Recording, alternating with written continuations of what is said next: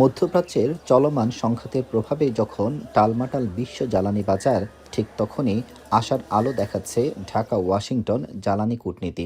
বৃহস্পতিবার স্থানীয় সময় সকালে ওয়াশিংটন ডিসিতে মার্কিন জ্বালানি বিভাগে সই হলো এক ঐতিহাসিক সমঝোতা স্মারক।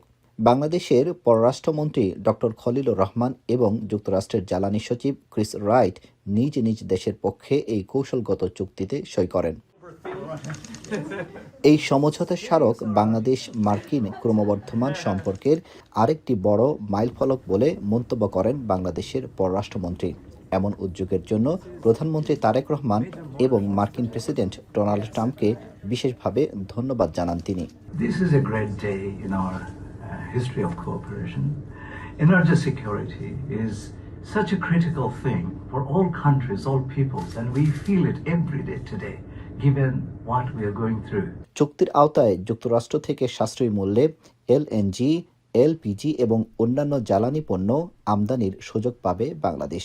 তবে কেবল বাণিজ্যিক লেনদেনই নয়, তেল, গ্যাস, জিওথার্মাল ও বায়ো এনার্জি খাতে কারিগরি সক্ষমতা বৃদ্ধি, জ্ঞান বিনিময় এবং যৌথ গবেষণার নতুন পথ খুলে গেল এই এমওইউর মাধ্যমে। সরবরাহ ব্যবস্থার স্থায়িত্ব নিশ্চিত করতে জ্বালানির উৎস বহুমুখীকরণের এই চেষ্টাকে ঐতিহাসিক বলছেন মার্কিন জ্বালানি সচিব।